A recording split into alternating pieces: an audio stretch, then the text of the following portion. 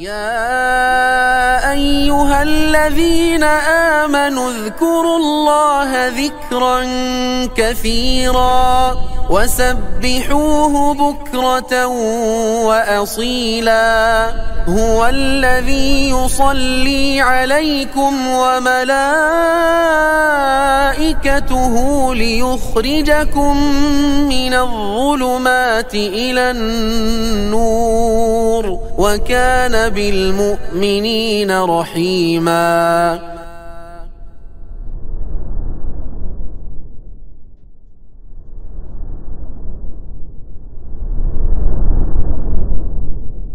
Assalamualaikum warahmatullahi wabarakatuh. Innal hamdalillah nahmaduhu wa nasta'inuhu wa nastaghfiruh wa na'udzu billahi min shururi anfusina wa sayyiati a'malina may yahdihillahu fala mudilla lahu wa may yudlil fala hadiya lahu. Asyhadu an la ilaha illallah wahdahu la syarika lahu wa asyhadu anna Muhammadan abduhu wa rasuluhu la nabiyya ba'dahu. Ya ayyuhalladzina amanu taqullaha haqqa tuqatih ولا تموتن إلا وأنتم مسلمون. يا أيها الناس اتقوا ربكم الذي خلقكم من نفس واحدة وخلق منها زوجها وبث منهما رجالا كثيرا ونساء واتقوا الله الذي تساءلون به والأرحام إن الله كان عليكم رقيبا. يا أيها الذين آمنوا اتقوا الله وقولوا قولا سديدا يصلح لكم أعمالكم ويغفر لكم ذنوبكم ومن يطع الله ورسوله فقد فاز فوزا عظيما. فإن أصدق الحديث كتاب الله وخير الهدي هدي محمد صلى الله عليه وسلم وشر الأمور محدثاتها وكل محدثة بدعة وكل بدعة ضلالة وكل ضلالة في النار. أما بعد. Alhamdulillah, kembali kita berjumpa dan berkumpul di majelis ilmu ini yang rutinan, kajian kitab Mukhtasar Minhaj Al-Qasidin oleh Syekh Al-Imam Ibn Qudamah Al-Maqdisi rahimahullahu ta'ala wa jazahu khaira. Kali ini kita berada di pembahasan lanjutan kadar ilmu yang terpuji. Yang mana ilmu yang terpuji terbagi menjadi dua di sini, yaitu terpuji sampai puncak tertingginya, yaitu tentang ilmu tentang Allah Azza wa Jalla, ilmu tentang tauhid, mentauhidkan Allah Azza wa Jalla. Dan ilmu tauhid merupakan globalnya ilmu akidah. Ada ilmu namanya ilmu akidah, keyakinan. Dan ilmu terbesar dalam ilmu akidah yaitu ilmu tauhid. Kemudian juga ada ilmu fiqih. Yang mana ilmu fiqih ini juga untuk mengamalkannya membutuhkan tauhid. Jadi ilmu akidah yang disebut oleh banyak ulama sebagai ilmu usul. Dan ilmu fiqih yang disebut oleh sebagian ulama sebagai ilmu furu'. Jadi usul yaitu ilmu akidah kata mereka, dan furu' itu ilmu fiqih. Walaupun tidak 100% penyebutan istilah ini tepat, tetapi ini anggaplah sebagai pemudahan saja. Dan ilmu akidah memiliki dasar dan memiliki cabang juga. Jadi ada usulnya ilmu usul dan ada furu'nya ilmu usul. Ya, masalah seperti siapa nama malaikat yang meniup sangkakala ini termasuk masalah furu' atau cabang dari masalah akidah. Ya. Dan juga masalah furu' yaitu fiqih itu juga ada usul dan ada furu'nya. Masalah basic atau dasar penting, ya pondasi masalah fikih seperti taharah. Ya. Dan hal-hal global atau hal-hal yang masyhur dalam bab taharah, juga salat. Itu semua amalan, dan itu semua termasuk masalah pondasi dalam cabang-cabang agama. Ya, bahkan termasuk rukun Islam. Jadi tidak serta-merta ketika disebut ini ilmu furu', yaitu fikih, berarti kita boleh meremehkannya. Jangankan ilmu tentang sholat, tentang hal yang kecil saja dalam agama, itu tidak boleh kita remehkan. Jadi ada ilmu usul dan ada ilmu furu', dan tiap-tiap dari ilmu usul atau ilmu furu' ini ada usul dan furu'nya juga. Ya. Jadi itu ilmu, dan ilmu aqidah atau i'tiqad terbagi menjadi dua, yaitu di sisi lain dari segi pondasi atau cabangnya terbagi menjadi ilmu usul dan usul aqidah, dan ilmu furu' dari usul aqidah, dari aqidah. Itu dari satu sisi. Dari sisi lain, ya, ilmu aqidah terbagi menjadi dua. Yang pertama, ilmu ibadah. Yang kedua, ilmu sam'iyat namanya. Jadi harus tahu aqidah. Aqidah itu keyakinan. Keyakinan kita dalam beragama ini ada dua. Imma keyakinan dalam masalah ibadah, yaitu dalam masalah penghambaan. Ibadah yang saya maksud penghambaan. Ya. Ibadah yang saya maksud penghambaan, yaitu masalah tauhid uluhiyah. Itu termasuk akidah. Dan yang kedua, yaitu ilmu yang disebut sam'iyat. Ya, jadi ada ilmu ibadat dan ada ilmu as-sam'iyat. Apa itu as-sam'iyat? Dari kata sama'. Ilmu sam'iyat adalah ma yatawaqqafu ilmuhu minas sama', yaitu apa yang ilmunya hanya diambil dari dalil. Enggak mungkin bisa terwujud ilmu ini kecuali dari dalil. Yaitu segala ilmu gaib, ya, yang diyakini dalam Islam. Maka ini disebut ilmu sam'iyat. Ini harus tahu. Jadi ilmu aqidah dari segi materi keilmuannya, yaitu pertama ilmu ibadat, yang artinya ilmu tentang penyembahan, kepada siapa kita menyembah, maksudnya bagaimana niatan kita dalam menyembah dan beramal. Dan yang kedua ilmu yang disebut sam'iyat. Sam'iyat ini adalah segala keyakinan yang hanya terwujud dengan adanya dalil. Tanpa dalil kita tidak meyakininya. Ini akidah. Ya. Ada kasih contoh. Ilmu ibadat dalam masalah akidah. Itu kalau kita ambil sampel kitab biar faham langsung kitab, misalnya. Sampel kitab yang fokus di ilmu akidah ibadat, yaitu kitab At-Tauhid karya Syekh Muhammad bin Abdul Wahhab, ini fokus di masalah tauhid ubudiyah atau tauhid uluhiyah.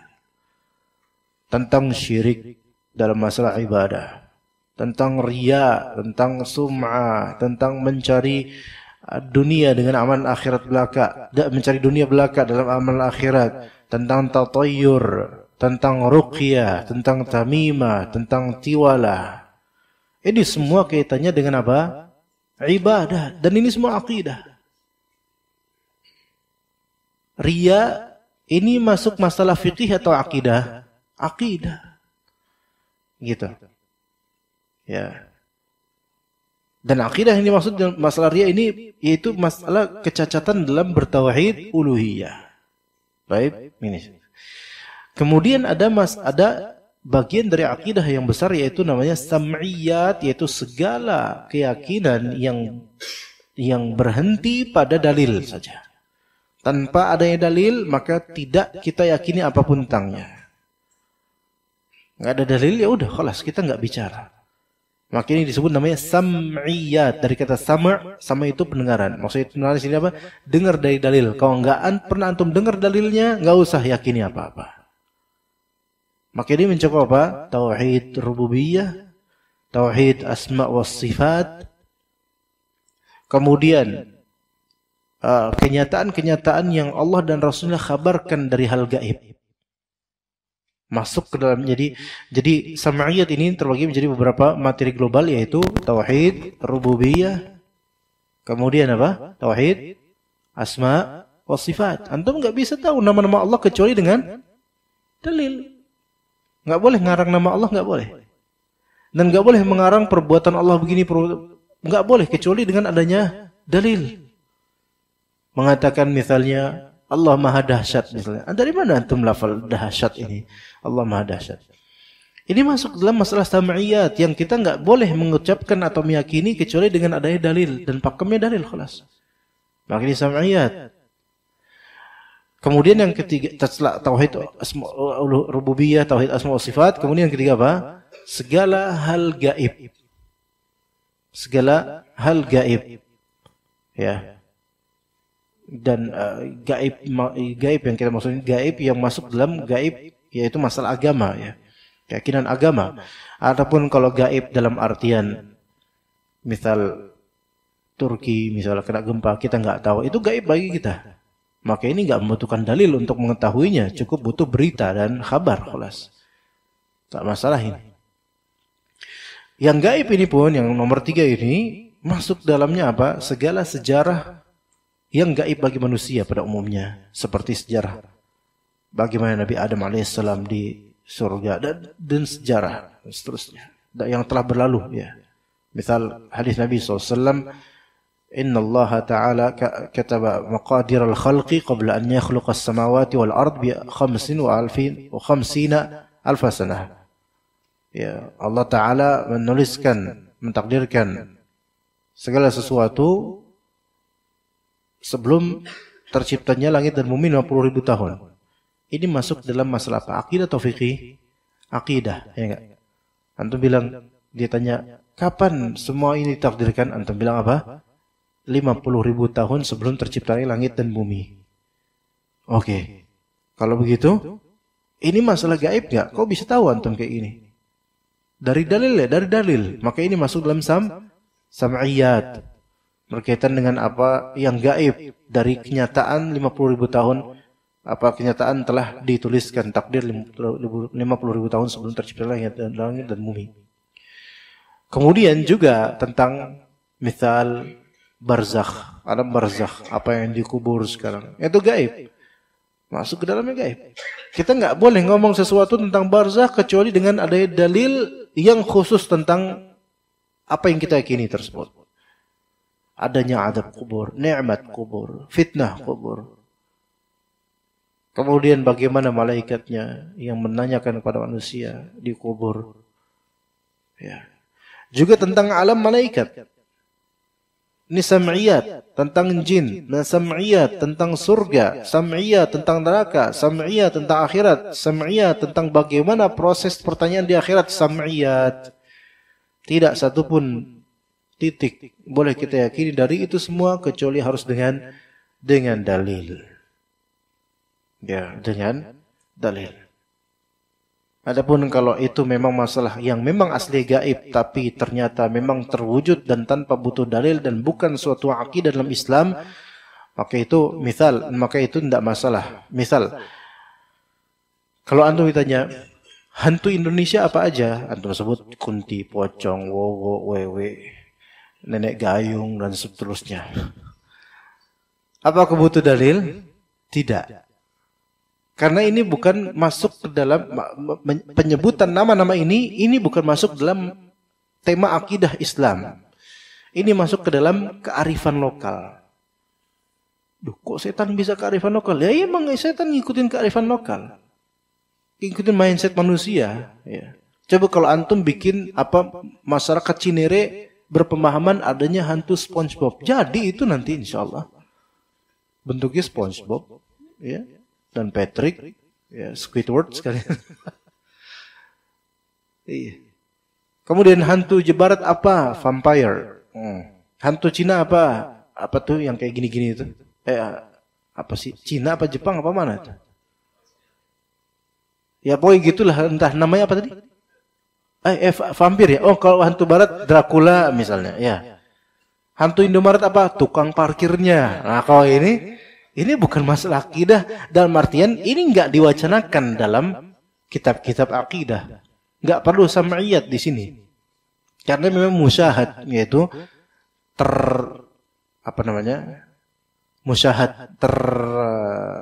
terindrakan dengan mata, tersaksikan gitu loh. Maka ini bukan lagi gaib ketika ada kelihatan. Begitu. Namun apakah wujud tuyul itu kayak gitu di alamnya? Nah, ini baru masalah sam'iyat. Paham gak bedanya coba? Gimana paham? Meyakini perwujudan hakiki dari jin itu seperti itu di alamnya, ini udah baru masuk apa? Sam'iyat, masalah yang harus ada dalilnya. Gimana? Ngerti sampai sini? Perwujudannya. Kalau kenyataan nama-nama hantu Indonesia, ini udah nggak masalah agama lagi. Ini masalah kembali ke kearifan lokal kita, menganggapnya namanya apa, gitu loh. Tapi perwujudan eksistensi sebenarnya dia hakikinya gimana di alam sana? Di alam maksudnya alam jin ya. Itu udah sam'iyat, nggak boleh kita ngomong kecuali kita dapat dalilnya. Misal, apakah jin punya lidah? Ya kita nggak tahu kan. Kalau ngelihat penampakannya wewe gombel panjang lidahnya. Tapi apakah benar seperti itu di alamnya? Wallahu a'lam. Tawakuf. Kita nggak mengatakan iya, nggak mengatakan tidak, karena kita nggak tahu. Tapi secara umumnya jin punya lidah dengan dalil dari Nabi SAW. Ketika beliau sholat, ada jin menampakkan dirinya dan bertransformasi menjadi bentuk seperti bentuk yang konkret di alam manusia, kemudian berusaha untuk mengganggu sholat Nabi. Nabi SAW mencekeknya dan kemudian sampai keluar lidahnya dan terasa dinginnya lidahnya. Itu berarti ada lidahnya, tapi kita nggak tahu untuk jin-jin lain nggak tahu gimana. Ini maksudnya sam'iyat. Kemudian masalah barzakh, masalah akhirat, dan masalah surga, neraka, kenikmatannya, azab neraka, itu semua masalah sam'iyat. Nggak boleh kita ngarang-ngarang. Ya, misal di antara anak-anak kita ada yang suka kartun apa misalnya. Ya. Misal suka tadi SpongeBob. Kemudian nanya ke orang tuanya, Pak, Bu, kalau di surga ada nggak SpongeBob? Antum jawab apa? Dibilang tidak ada juga. Allah alam, kita nggak tahu kan ya? Ya udah Allah alam, nggak usah ngarepin gitu. Kamu masuk surga aja dulu, nanti baru cari ada apa enggak. Ya kan yang penting gitu. Ya. Kalau antum bilang, oh ada nanti. Segala keindahan ada. Tapi mentain adanya SpongeBob itu nggak boleh. Karena ini gaib gitu loh. Lagi pula SpongeBob juga buatan manusia, ngapain juga di sana gitu kan. Dan hal-hal lain kita nggak bisa menjanjikan kepada anak-anak kita atau murid-murid kita nanti di surga akan ada begini-begini kecuali dengan dalil. Ya begitu. Itu namanya sam'iyat. Jadi akidah itu dua itu aja sebenarnya. Tapi besar ini, banyak cabangnya, yaitu masalah kepada siapa kita beribadah, yaitu masalah ibadat, dan kepada siapa kita dan hal-hal sam'iyat. Untuk yang ini kitab tauhid. Kalau antum mau cari kitab yang fokus di masalah akidah dalam masalah ibadah, maka kitab tauhidnya Syekh Muhammad bin Abdul Wahhab. Itu. Dan juga masuk juga misal kitab Kasyfus Syubhat, kitab Masail Jahiliyah, itu Syekh Muhammad bin Wahab. Kemudian yang kedua, masalah sam'iyat, kitab yang paling menjadi representasi untuk masalah sam'iyat secara umum dan menyeluruh, yaitu kitab Al-Aqidah Al-Wasithiyah. Al-Aqidah Al-Wasithiyah. Ya, Al-Aqidah Al-Wasithiyah. Itu jadi ada apa tadi? Ibadat dan sam'iyat. Pun kalau boleh ditambahkan masuk ke dalamnya akidah, yaitu yang ketiga manhaj. Masuk dalamnya manhaj. Walaupun manhaj dengan akidah itu kerap kali menjadi sinonim.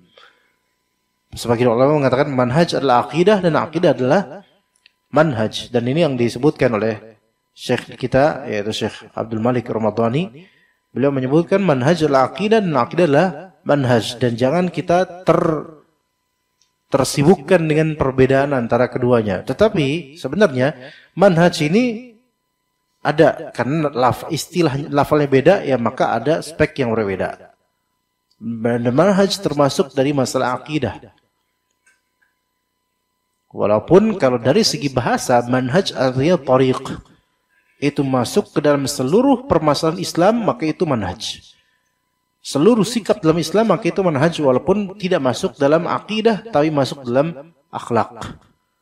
Coba bagaimana caranya seseorang, misal tata cara sholat. Itu manhaj secara bahasa. Kemudian cara bertamu, adab berkeluarga, adab mendidik, itu semua masuk ke dalam manhaj, tapi bukan akidah gitu loh. Nah, manhaj yang biasa populer di kita itu adalah salah satu dari cabang akidah. Ya. Contoh, sikap terhadap penguasa, itu manhaj.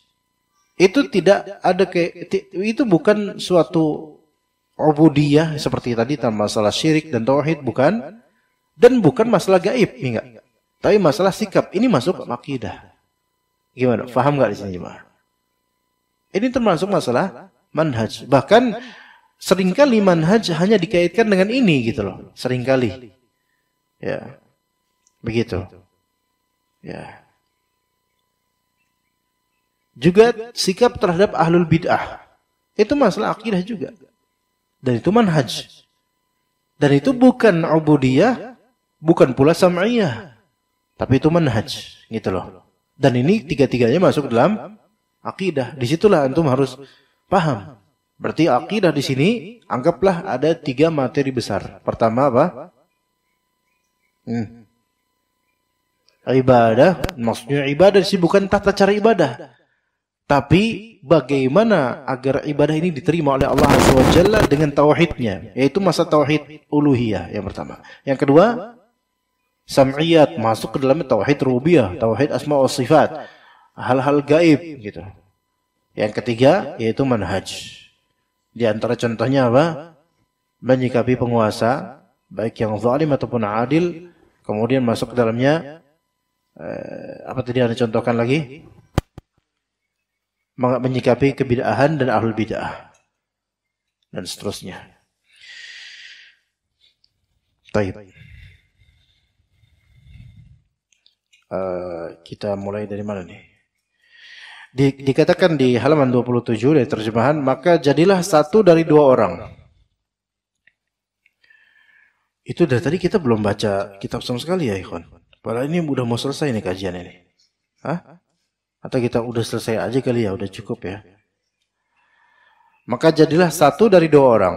Itu orang yang menyibukkan diri dengan diri sendiri, atau jadi yang kedua, orang yang memikirkan orang lain setelah mengurusi dirinya. Jangan jadi yang ketiga. Enggak ngurusin diri sendiri, tapi ngurusin orang lain saja. Ini enggak bisa, enggak boleh. Jadilah di antara 2 orang. Jadilah satu di antara 2 orang. Imma antum, jadi orang yang mustaghil binafsih, yaitu sibuk dengan dirinya sendiri, maksudnya sibuk untuk memperbaiki dirinya sendiri, untuk menyelamatkan diri sendiri. Atau yang kedua, orang yang memikirkan orang lain setelah mengurusi dirinya. Jadi dia mengurus dirinya juga, tapi dia juga mengurusi orang lain. Jangan jadi yang ketiga, yaitu ngurusin orang lain, diri sendiri dilupakan. Atamuruna an-nasa bil birri wa tansawna anfusakum wa antum tatlunal kitab afala ta'qilun. Ini yang pernah kita bahas pada 2 pekan lalu. Apakah kalian menyuruh orang-orang berbuat ma'ruf dan kalian melupakan diri kalian sendiri padahal kalian membaca Alkitab? Tidakkah kalian berfikir? Jadi kita bahas pada pekan lalu rinciannya ya. Jadi ngurusin orang lain, merintah orang lain, melarang orang lain, tapi diri sendiri enggak kena gitu loh. Haram atas orang lain, tidak haram atas dirinya. Atau jangan jadi yang keempat, enggak punya urusan sama sekali. Ngurusin orang enggak, ngurusin diri sendiri enggak. Ini orang gila namanya. Ini mungkin mati lebih baik daripada dia hidup, ya. Ya, jadi jadilah salah satu dari dua orang, yaitu orang yang sibuk dengan dirinya dalam kebaikan, atau yang kedua, yaitu yang apa? Yang mengurusi orang lain setelah dia juga mengurusi dirinya. Jangan menyibukkan diri dengan sesuatu yang memperbaiki orang lain sebelum engkau memperbaiki dirimu sendiri. Atau bolehlah dikatakan sambil memperbaiki diri sendiri. Karena ada kalanya kita memerlukan memperbaiki orang lain. Bahkan kewajiban atas kita seperti keluarga, anak istri, peserta didik. Maka sambil kita memperbaiki diri sendiri, kita juga memperbaiki mereka. Sibukkanlah dirimu dengan membersihkan batinmu dari sifat-sifat tercela seperti tama'. Tama'nya ini maksud tama' terhadap dunia. Adapun tama' terhadap rahmat Allah, tama' terhadap ilmu syar'i dengan benar, maka itu hal yang baik. Bahkan kadang diwajibkan. Kemudian hasad. Hasad yang dimaksud hasad yang mazmum, bukan hasad ghibtah. Hasad yang mazmum, yang tercela, yaitu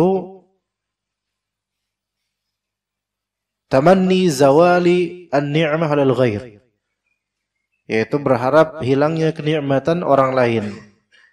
Ini hasad yang tercela. Ya, kemudian riya. Dan riya itu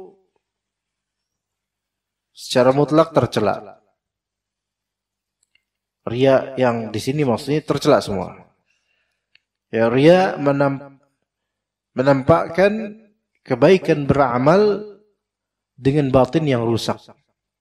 Itu riya. Dan ujub. Ujub. Bangga diri. Ujub, mufakharah dan semisalnya. Ini juga penyakit hati. Apa itu ujub? Ujub yaitu meninggikan kadar diri dengan kebaikannya, ya, dengan ketertakjuban, ya. Jadi meninggikan diri dengan adanya ketertakjuban pada dirinya. Adapun meninggikan diri dalam rangka kebenaran, maka ini bukan disebut ujub, melainkan disebut tarafu' namanya. Tarafu'.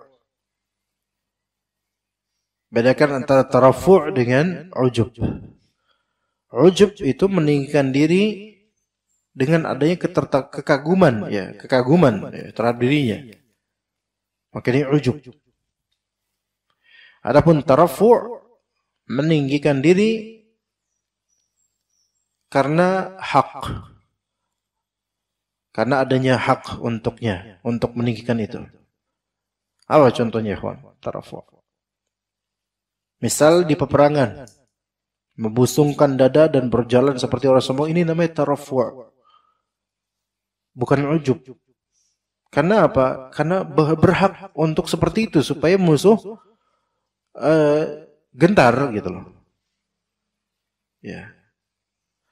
Kemudian mengizharkan, menampakkan banyaknya referensi yang kita baca dalam perdebatan dengan ahlul bid'ah.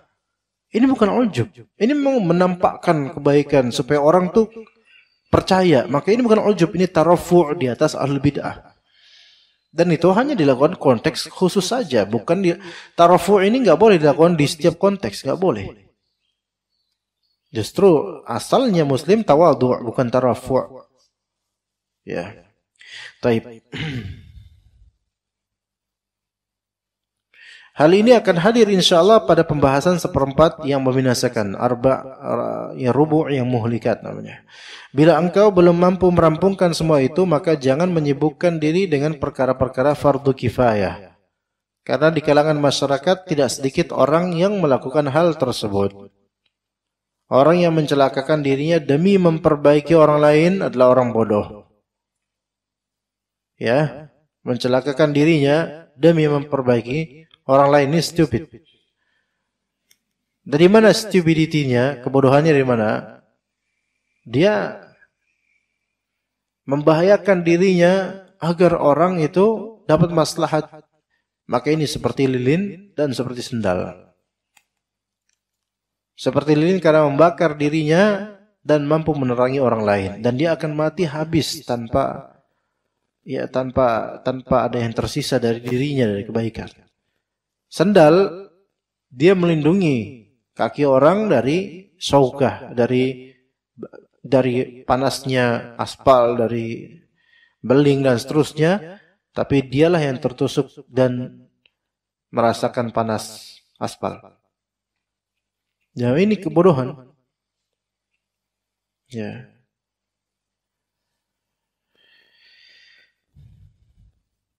Maka seperti orang yang di dalam bajunya ada kalajengking, namun dia malah sibuk mengusir lalat dari orang lain. Di sakunya ada kalajengking dan dia tahu itu. Namun dia malah sibuk ngurusin lalat di hidung orang. Lihat itu di hidung antum itu ada lalat itu. Ntar anak tepok ya. Ya, sekalian hidungnya sekalian anak tepok gitu kan. Tapi di sakunya ada kalajengking dan itu lebih besar, lebih parah, lebih membahayakan gitu. Maka ketika seseorang melihat pada dirinya ada mara bahaya, musibah berupa maksiat batin, maka sebaiknya dia tawakuf terlebih dahulu dan memperbaiki dirinya. Kecuali kalau Allah berikan padanya amanah untuk memperbaiki orang lain, maka sambil dia memperbaiki diri, dia tunaikan amanah tersebut. Amanah yang dimaksud seperti anak, istri, jabatan, sebagai ustaz misalnya, maka ditunaikan amanah tersebut. Sambil dia memperbaiki dirinya, jangan dia tinggalkan amanah tersebut. Karena itu sudah Allah berikan padanya. Bila engkau sudah rampung mengurusi dan membersihkan dirimu, hal ini memerlukan waktu yang panjang, maka silakan menyibukkan diri dengan perkara-perkara fardu kifayah. Tetapi perhatikanlah prinsip bertahap dalam hal ini. Mulailah dengan kitabullah, kemudian sunnah Rasulullah, kemudian dengan ilmu-ilmu Al-Quran, berupa tafsir, nasikh dan mansukh, muhkam dan mutasyabih dan seterusnya.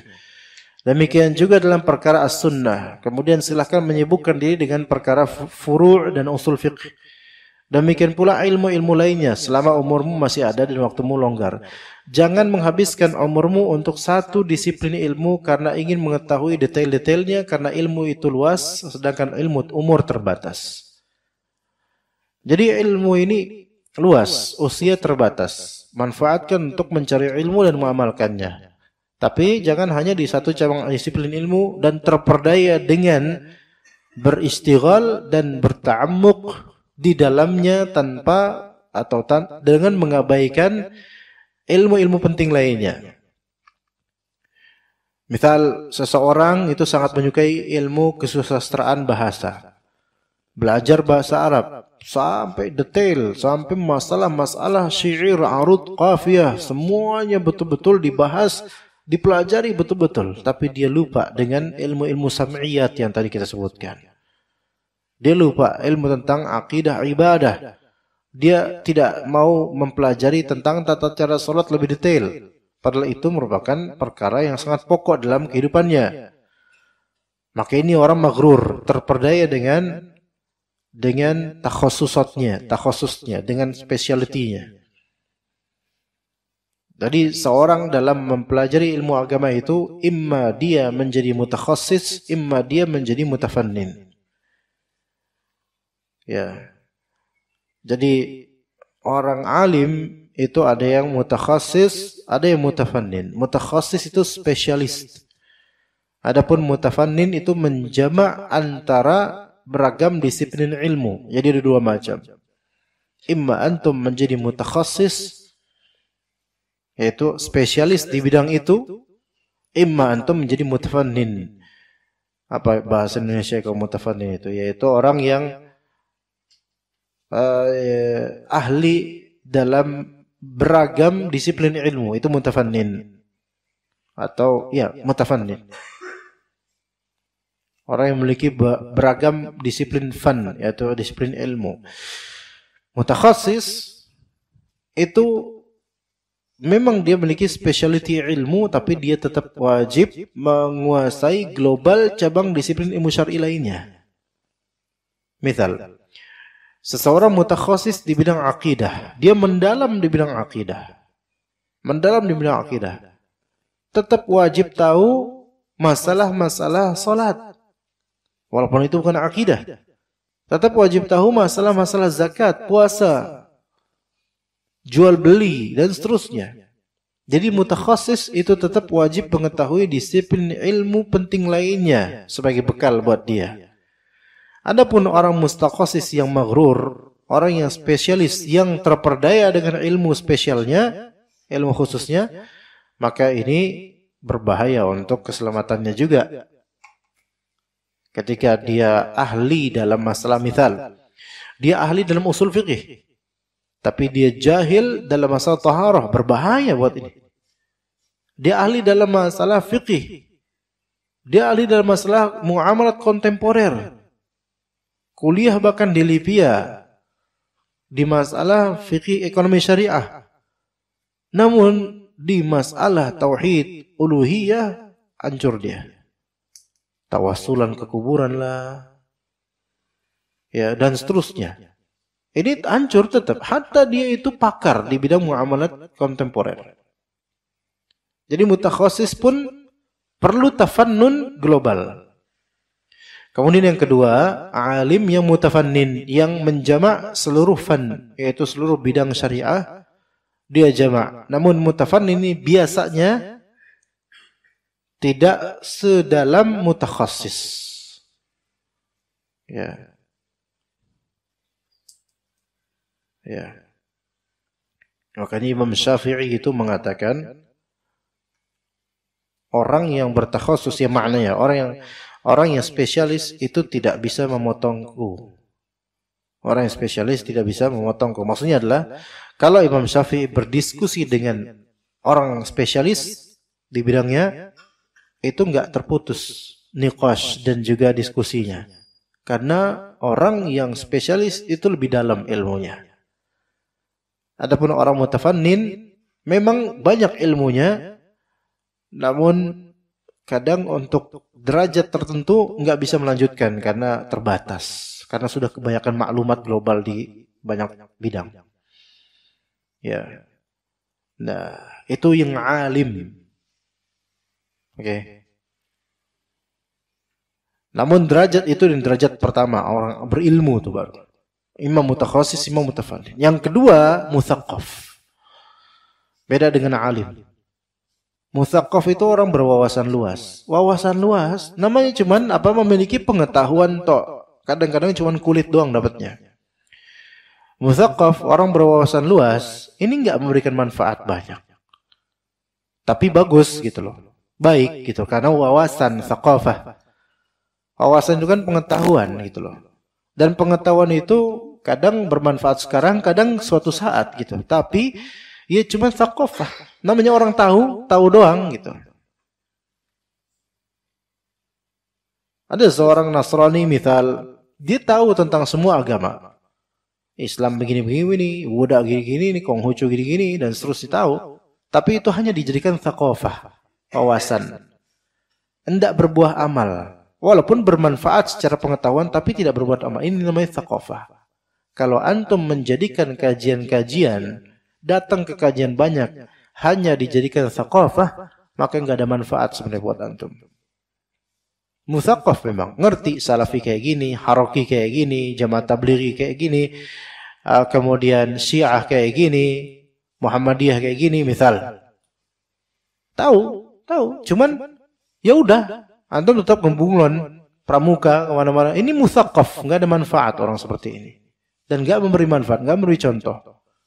Melainkan jadilah yang pertama, yang berilmu, yang punya manfaat dengan ilmunya, atau memberi manfaat dengan ilmunya. Nah, gitu. Ya. Jadi orang yang memiliki pengetahuan ada dua, imma berilmu, imma berthaqafah. Jangan jadi muthaqaf, jadilah alim yang beramal dengan ilmunya. Taib. Kemudian ilmu-ilmu ini hanyalah alat untuk meraih sebuah tujuan. Dan sesuatu yang menjadi alat bagi sebuah tujuan semestinya tidak melupakan apa yang menjadi tujuan itu sendiri. Tujuan ilmu amal, dan tujuan amal adalah ridha Allah. Itu tujuannya. Kan simpelnya begitu. Adapun tujuan thaqafah itu cuma apa? Perbendaharaan semata. Beda dengan ilmu. Ketika suatu hanya pengetahuan tidak menjadi ilmu, maka dia jadi thaqafah yang tidak ada buahnya. Makanya dikatakan oleh ulama, thamaratul ilmi al-amal. Buahnya ilmu adalah amal. Maka ini seperti syajarah, seperti pohon. Kalau pohon itu hanya daun semata dan ranting-rantingnya tanpa buah, maka itu ibarat apa? Ilmu tanpa amal. Yang kita tuju dari menanam pohon adalah manfaatnya. Dan amal itu adalah manfaat dari ilmu. Dan tujuan manfaat tersebut untuk ridha Allah Azza wa Jalla. Mencari ridha Allah Azza wa Jalla. Begitu jemaah sekalian. Jadi amal, tujuannya amal. Jadi tujuan ilmu adalah untuk diamalkan. Kata sebagian ulama, al-ilmu nafi' yahtifu al-amal as-salih. Ilmu nafi' yahtif. Yahtif itu hatif, komunikasi. Seperti telepon, ini namanya hatif. Telepon itu hatif. Ilmu yang bermanfaat itu akan nyambung dengan amal saleh. Adapun ilmu enggak bermanfaat, enggak ada amal saleh setelahnya, khalas. Setidaknya ilmu bermanfaat itu nyambung dengan akidah dan perasaan ubudiyah yang baik kepada Allah. Minimal itu deh. Walaupun belum bisa mengamalkannya misalnya. Misal mengetahui apa hukum dropship dalam syariat Islam. Padahal antum tidak dagang, tidak marketer, tidak apa-apa. Antum cuman orang biasa. Tapi mengetahui hukum ini dengan dalil-dalilnya membuat antum semakin bertambah imannya. Ini al-ilmu nafi' yahtiful amal saleh. Ilmu yang bermanfaat akan bersambung pada amal soleh. Dan di antara amal soleh adalah merasakan keimanan ini dan merasakan ilmu ini penting. Itu udah amal soleh itu. Ya, jadi ilmu itu untuk amal. Dan amal terbagi menjadi dua, jemaah. Wah, ini jadi daurah ini kayaknya nih. Udah jam segini. Belum? Oh, belum. Suruk jam berapa? Ya, ini udah jam 6. Oh, lebih lagi. Masya Allah. Diundur lagi suruknya. Masya Allah. Ya, ini materi terakhir insya Allah. Karena udah selesai ini. Ilmu itu terbagi menjadi dua. Ilmu lazim dan ilmu muta'addi. Ilmu pertama ilmu lazim dan yang kedua ilmu muta'addi. Apa itu muta'addi, apa itu lazim? Ilmu lazim itu ilmu intransitif. Ya, kalau kita dengarkan pernah belajar English language ada verbs. Ya enggak? Verbs itu apa? Kata kerja. Kata kerja itu ada dua macam. Intransitive verbs dan transitive verbs. Kapripun? Kertas apa dereng? Sampun kertas.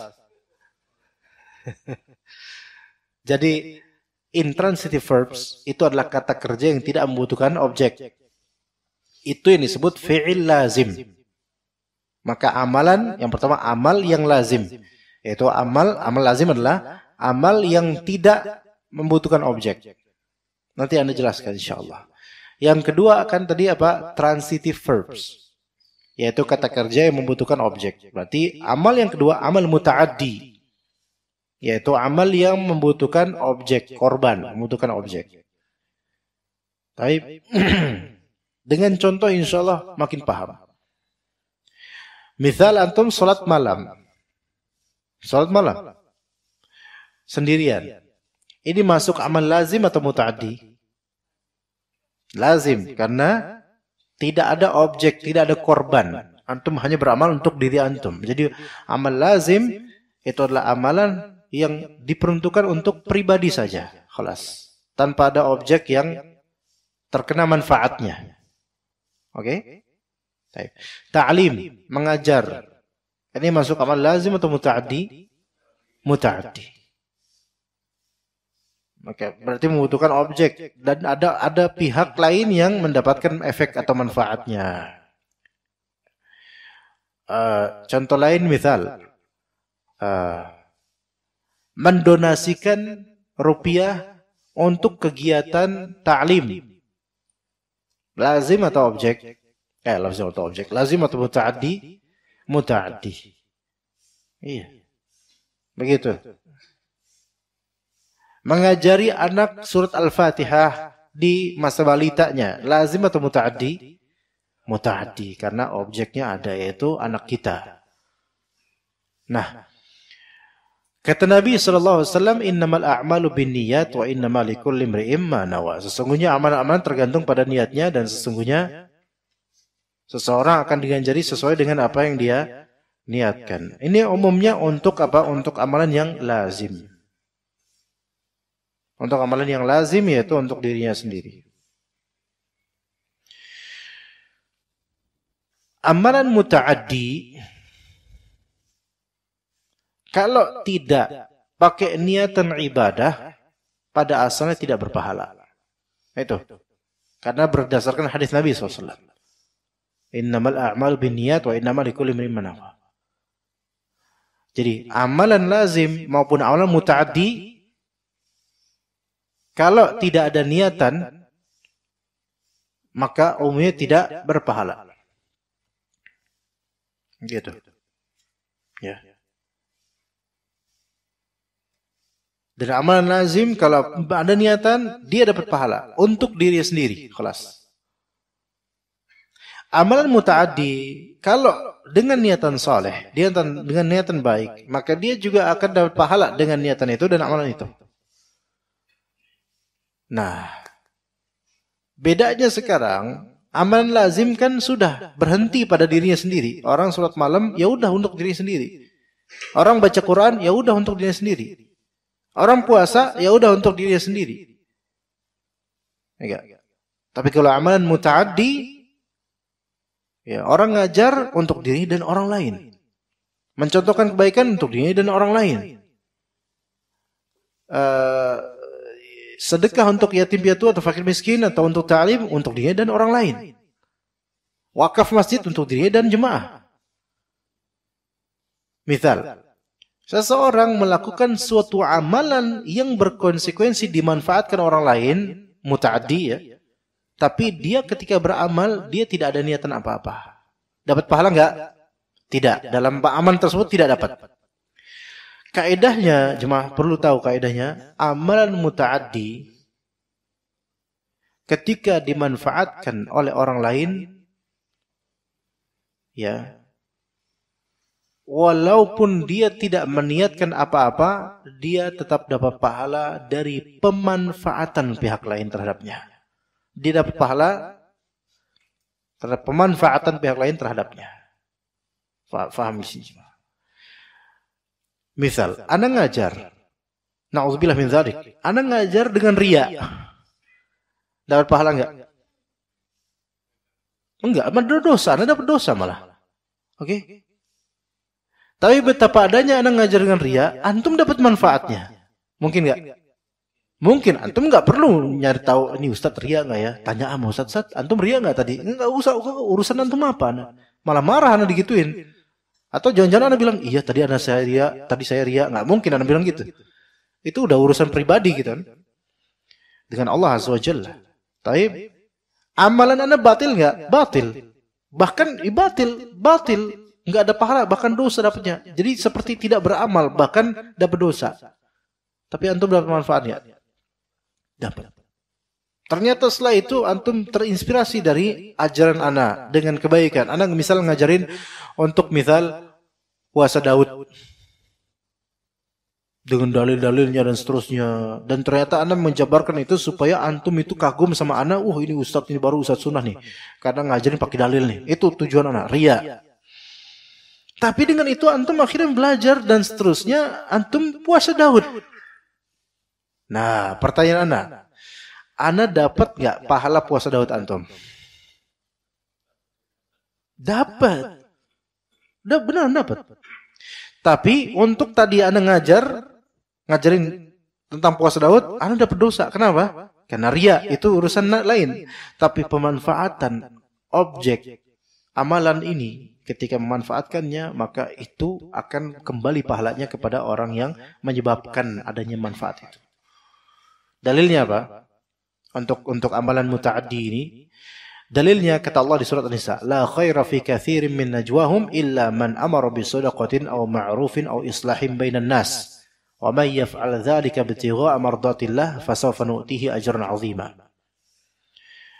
Tidak ada kebaikan dari najwa, dari ucapan mereka, kecuali orang yang illa man amara bisadaqatin, orang yang mengajak sedekah atau ma'ruf, kebaikan. Ini kan ngajak, berarti nyeru. Ini kan berarti fi'il atau amalan yang muta'addi, butuh objek. Au islah bainan nas, memperbaiki hubungan orang, ini juga amalan yang membutuhkan objek. Barang siapa yang melakukan itu dengan mencari ridho Allah, maka akan dapat ganjaran besar. Mafhumnya adalah, kalau melakukan hal-hal itu, nyuruh orang kebaikan, enggak ada niat nyari ridho Allah, cuman pengen aja ngasih tahu, dia juga dapat kebaikan. Artinya tanpa niatan pun pemanfaatannya akan melazimkan adanya kebaikan buat dia. Sampai sini paham?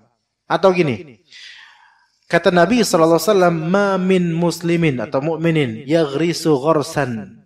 Tidaklah ada seorang muslim atau mukmin yang menanam tanaman, kemudian dimakan oleh orang lain, jagungnya dimakan, atau oleh burung, atau dicuri oleh orang, melainkan akan kembali pahalanya ke orang. Sekarang orang petani nanam, ada nggak dia nanam bismillah terus pakai ibadah, mudah-mudahan nanti ada yang nyolong supaya nggak ada niatan kayak gitu. Artinya ketika orang mendapatkan manfaat dari dari perbuatan antum, mendapatkan manfaat dari perbuatan antum tidak dibebani untuk meniatkan agar bermanfaat, tapi kalau bermanfaat pahalanya akan kembali ke antum. Kif, di sini Pak, paham nggak Isya? Itu dalilnya. Nah, berbuat di sini beramal, yaitu berbuat. Padahal ini tadinya nggak ada amal soleh loh, cuman biasa. Nanam jagung 1 petak misalnya di ladang antum. Insya Allah burung bakal makan nggak? Nah, tanya ke petani dari Sabang sampai Merauke. Tanya aja kalau antum ada duitnya, kalau antum ada ongkosnya ya. Tanya ke mereka sesuatu. Pak, sampean ketika nanam jagung, apakah diniatkan supaya dapat pahala? Petani itu bingung. Apaan sih? Nanya kayak gitu lebay banget gitu kan. Ngapain nanya kayak gitu? Enggak sih, nanya jagung ya supaya jadi jagung, bukan supaya dapat pahala, ya namanya bertani. Tapi ketika ada burung-burung antum lihat memakan benihnya, memakan jagungnya, memakan ini itunya, petani dapat pahala. Tapi muslim, harus muslim. Kalau kafir enggak, kesian emang orang kafir itu. Muslim.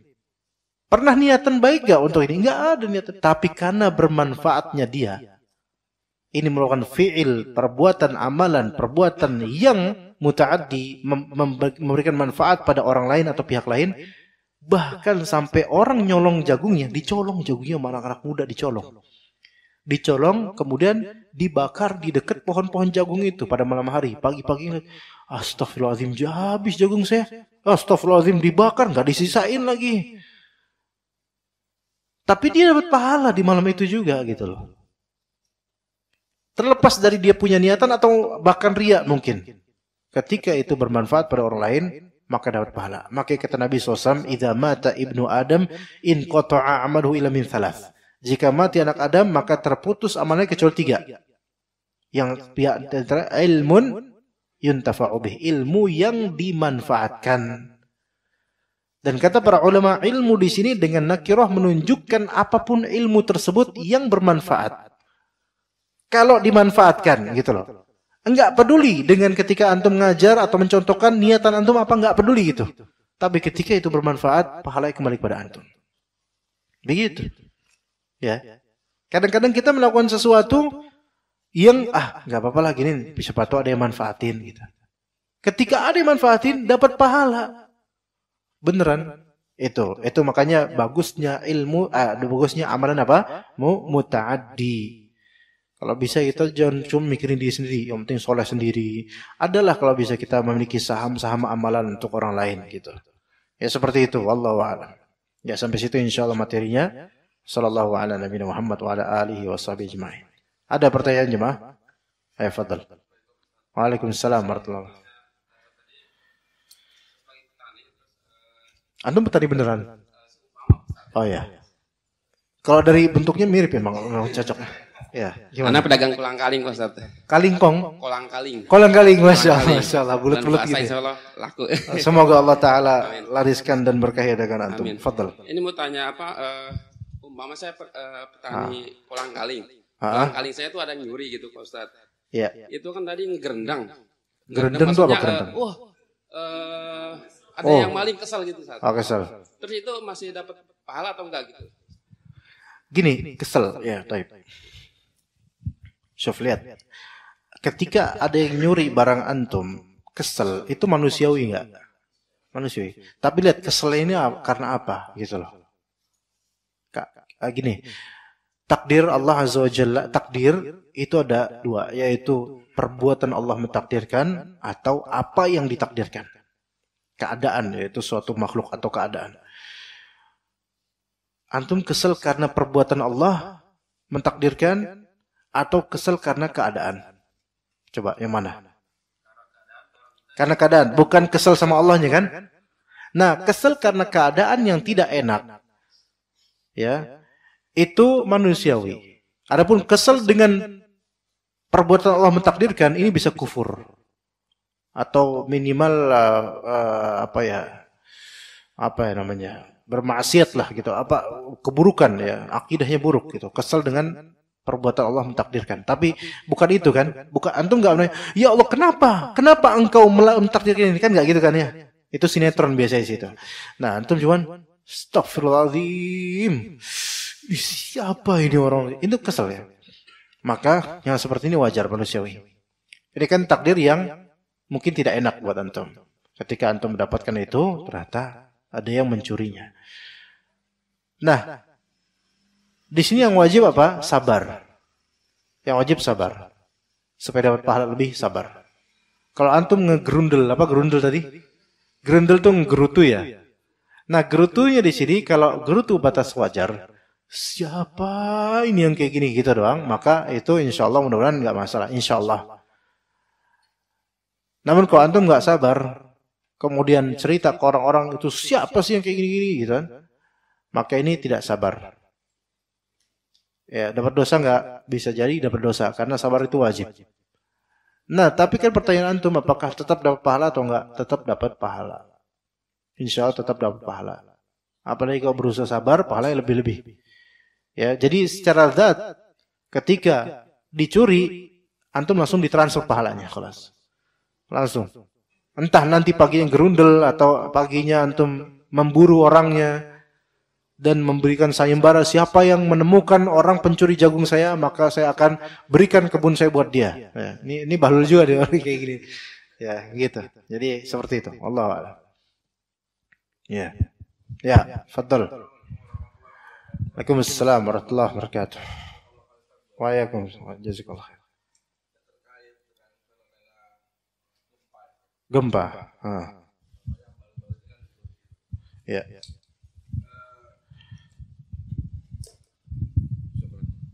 Ya, fenomena gempa, Ustaz. Kita bisa lihat gempa itu dari sudut pandang pertama mungkin dari karena lempengannya, karena susunan batuannya dan seperti itu. Ya. Atau kalau itu secara saintifiknya.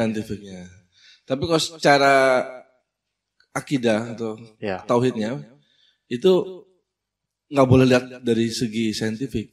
Harus lihat itu memang sudah qadarullahnya gitu. Betul. Memang sudah layak Allah berikan gempa ke penduduk suatu tempat gitu. Iya. Layak gitu.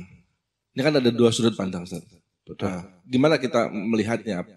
Apakah kita boleh melihat dari sudut pandang yang pertama atau harus yang kedua? Itu yang pertanyaan pertama saya. Nanti kedua nanti, Anda lupa kalau gitu.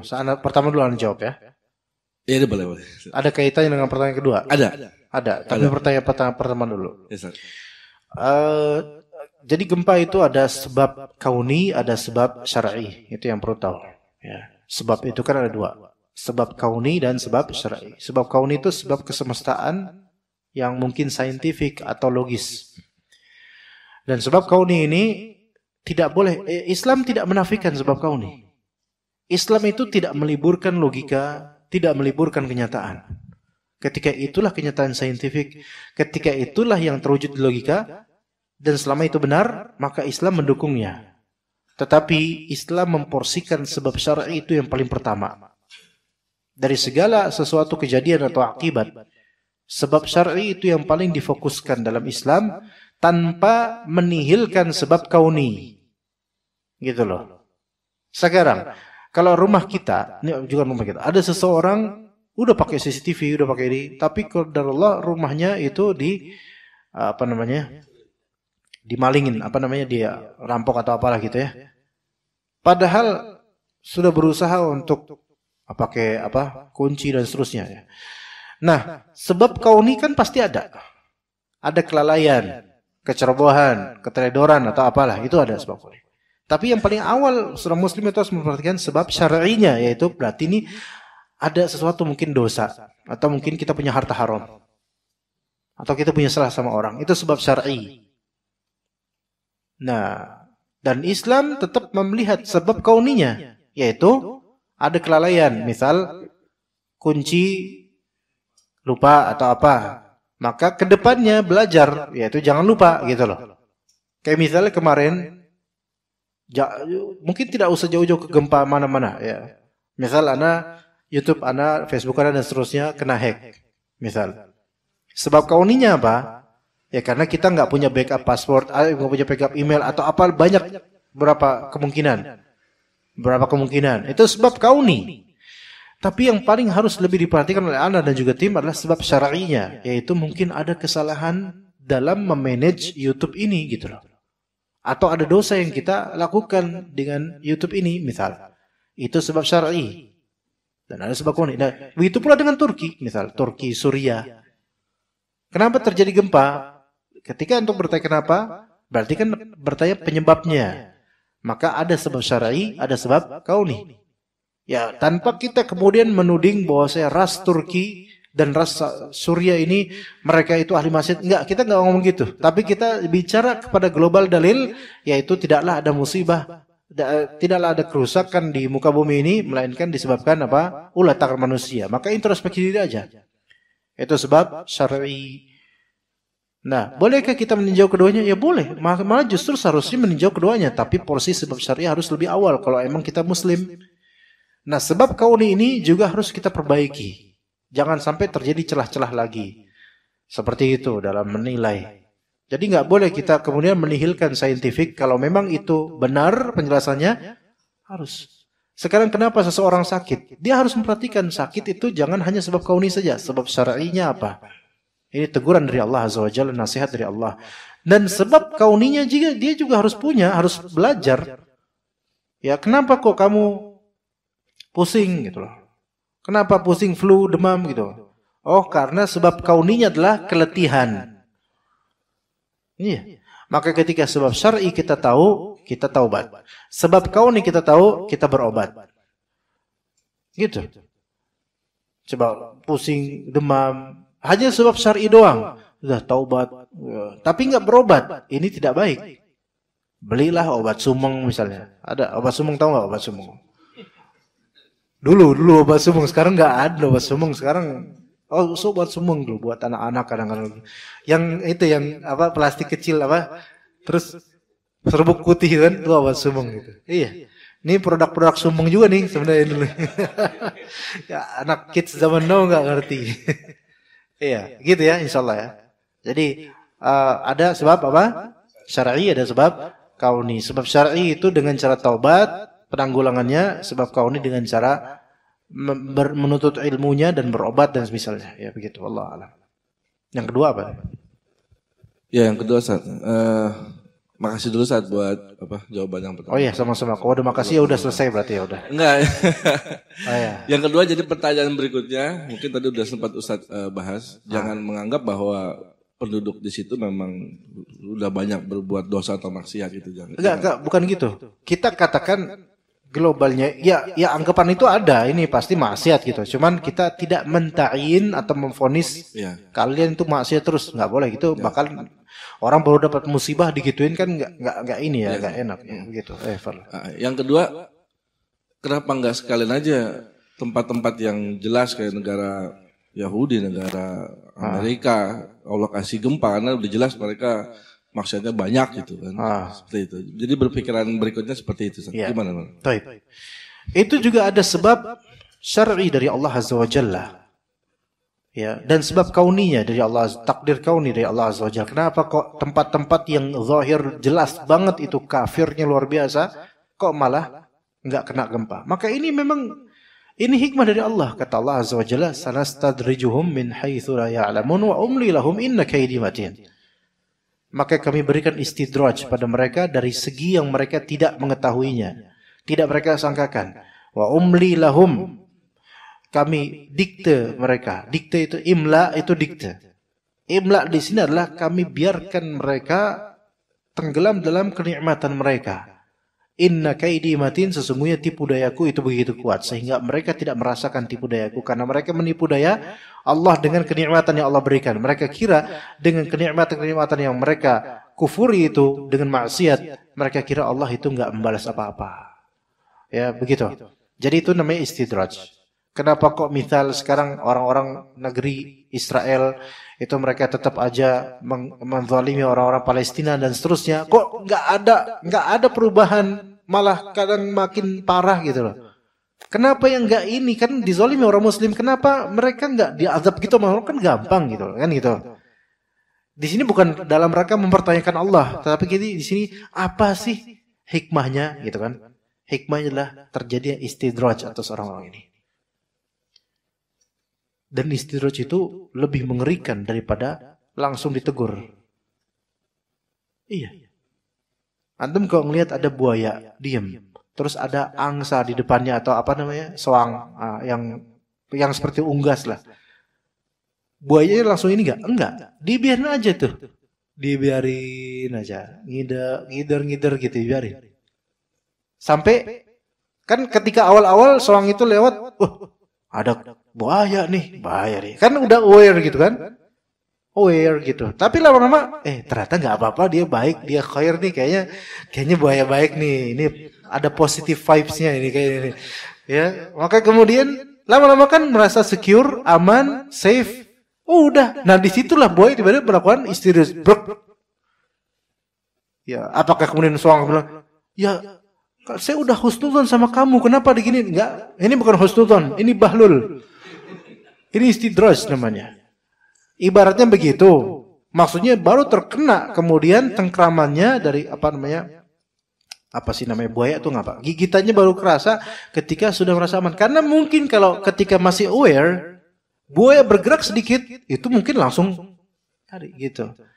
Maka hati-hati dengan kenyamanan. Makanya istidraj itu adalah hukuman akibat terusnya maksiat dengan menerusnya nikmat gitu. Itu istidraj. Itu hukuman mendadak akibat terusnya nikmat dengan terusnya maksiat. Begitu.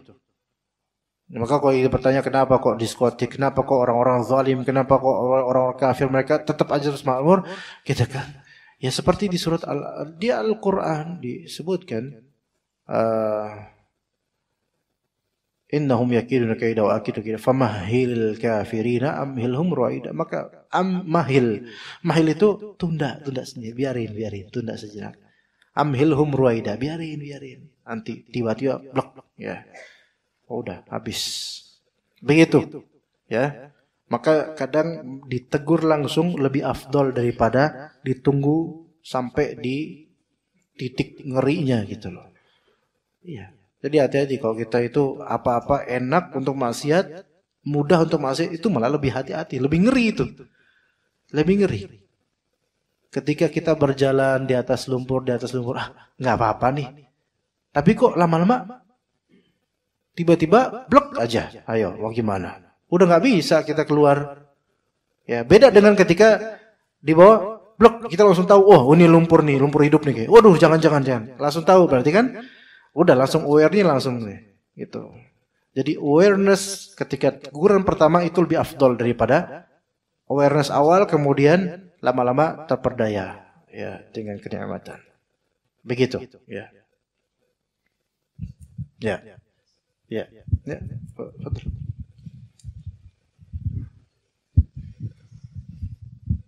Assalamualaikum warahmatullahi wabarakatuh, Ustaz. Jazakallahu khair atas ilmunya. Semoga menjadi keberkahan dan amal jirah Ustaz. Allahumma amin wa iyyakum. Ada pertanyaan terkait tentang materi tadi Ustaz, tentang amalan lazim yang untuk diri sendiri. Lazim pakai Z. Lazim sama amalan mutabdi Ustaz. Muta'addi yang membutuhkan objek. MUTA'A'D-E-Y.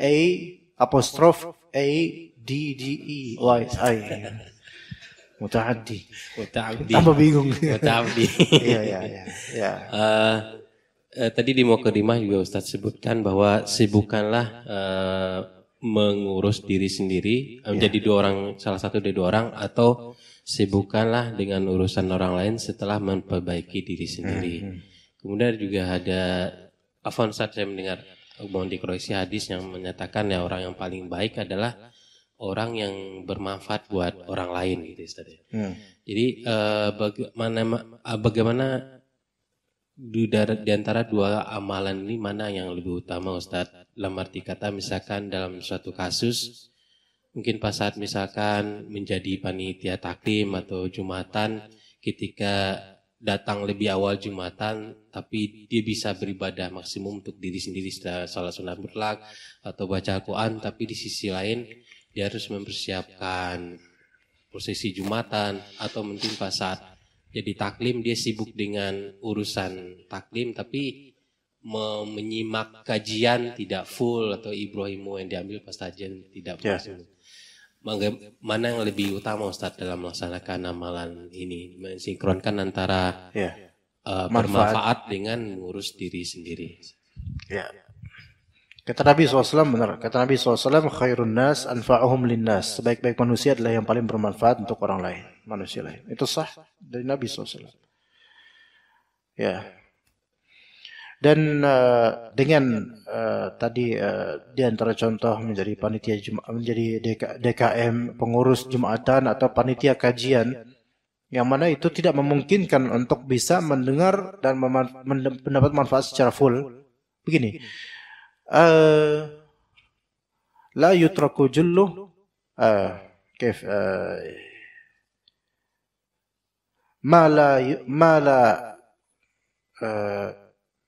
gimana kaidahnya, ma la yudraku kullu la yutraku jullu. Itu bukan hadis Nabi, bukan. Apa yang tidak bisa didapat semuanya maka jangan tinggalkan mayoritasnya. Itu kaidah. Ma la yudraku kullu la yutraku jullu. Itu apa yang tidak bisa kita dapatkan seluruhnya secara full, komplit. Jangan tinggalkan semuanya, jangan tinggalkan globalnya. Tetap kita berusaha untuk mendapatkannya semampu kita.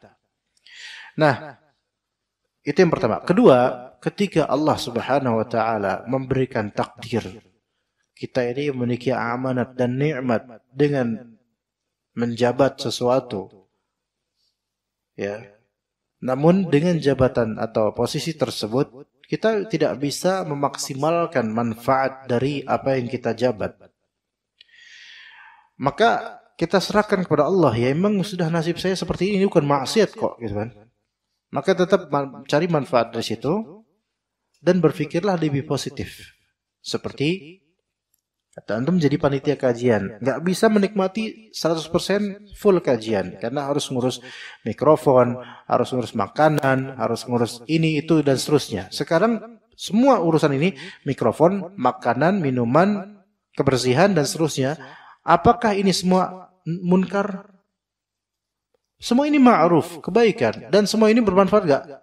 Bermanfaat. Bermanfaat.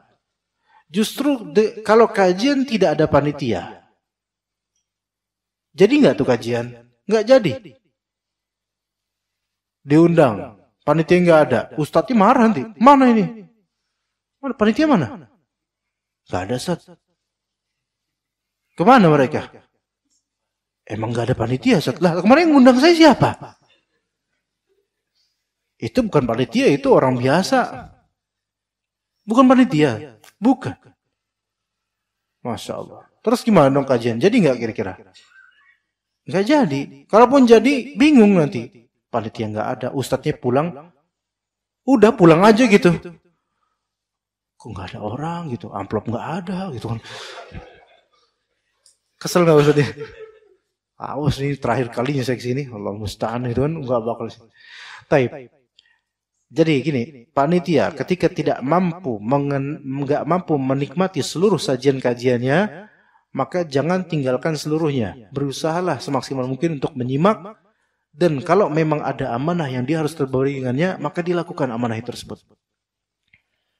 Iya. Misal ini kameramen Anda misalnya, kameramen Anda. Apakah bisa menikmati seluruh padahal di tempat dan lebih awal datangnya daripada Anda dan lebih akhir pulangnya daripada Anda. Tapi apakah bisa menikmati seluruh dari? Nggak bisa, karena harus ini live streaming, nanti ada pertanyaan lah, ada error lah dan seterusnya. Ketika Allah takdirkan memang amanahnya seperti ini, kita nggak bisa menyalahkan dia. Kenapa? Kok nggak bisa 100%? Kita harus ngerti posisinya gitu loh. Jadi nggak bisa seorang ustaz itu harus memforce semua dari antum harus sama seperti saya 100%. Bisa. Ada beberapa orang yang memang tugasnya beda. Selama memang dia berusaha untuk memaksimalkan diri untuk menyimak, maka alhamdulillah. Kecuali kalau panitia ini emang ngeselin ya, ada beberapa panitia ya. Malah dia ngobrol, malah dia keluar, terus kongko bareng sama teman-teman ini malu. Ya. Terus kemudian ada panitia jaga parkiran. Ini harus ada nggak? Harus ada. Tapi usahakan dengerin gitu loh. Kalau bisa mestinya suaranya keluar biar dengerin. Jangan ngobrol, dengerin sambil jaga motor. Begitu.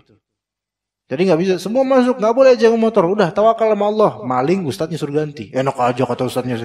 Lah kan ustadz yang nyuruh. Gitu. Jadi harus dipahami semua sesuai dengan konteksnya masing-masing. Nggak boleh disamaratakan. Wallahu a'lam. Seperti itu. Ya, jadi tetap dapat pahala dan jangan panitia merasa bersalah dengan kurangnya dia seperti sendal atau lilin. Iya, seperti sendal atau lilin jika panitia ini memang dari awal nggak ada niatan untuk ilmu dan dia main-main di situ, kemudian keluar dan seterusnya. Ini baru iya. Tapi kalau panitia itu udah sungguh-sungguh dan dia menjalankan amanah, maka insya Allah baik buat dia. Saya pernah marah besar di masjid, salah satu masjid, di masjid WTC Sudirman. Tahu nggak masjid Jenderal Sudirman WTC itu? Iya, tapi udah 3 tahun 4 tahun enggak ke situ. Ya, itu ketika itu ada kajian maghrib, karena dulu rutin di situ. Kajian fikih maghrib. Nah, kajian maghrib hari Jumat malam. Anak kajian, kemudian beberapa panitia itu di ketika itu memang ada perlombaan kemerdekaan atau apa gitu, pingpong. Ya, itu di teras masjidnya itu. Pingpong. Nah, mereka main di situ. Wow, gitu kan, kedengeran walaupun sayup-sayup kedengeran. Karena udah bilang ke berapa panitia, kasih tahu, suruh diam, suruh ke kajian. Ya, keluar, balik lagi. Udah mungkin berapa saat, ya agak sepi, tapi suara pingpongnya masih ada. Tapi kemudian rame lagi, wah, kenapa orang lagi lomba gitu kan? Di situ paling ada mungkin 10 orang, 15 orang. Langsung ada. Anda langsung berang. Itu untuk yang main pingpong di sana, omelin habis-habisan. Anda nggak peduli sama antum semua, mau ngundang Anda lagi apa enggak, antum semua harus itu ke kajian. Kurang adab antum sama Anda, gitu. Anda gitu marahin. Langsung pada kicep, langsung pada diam, tiba-tiba bubar itu. Bubar dan mereka udah bersembunyi di sudut masing-masing. Langsung jadi parkiran Indomaret semua itu, langsung hilang semua itu. Nggak kelihatan lagi mereka langsung.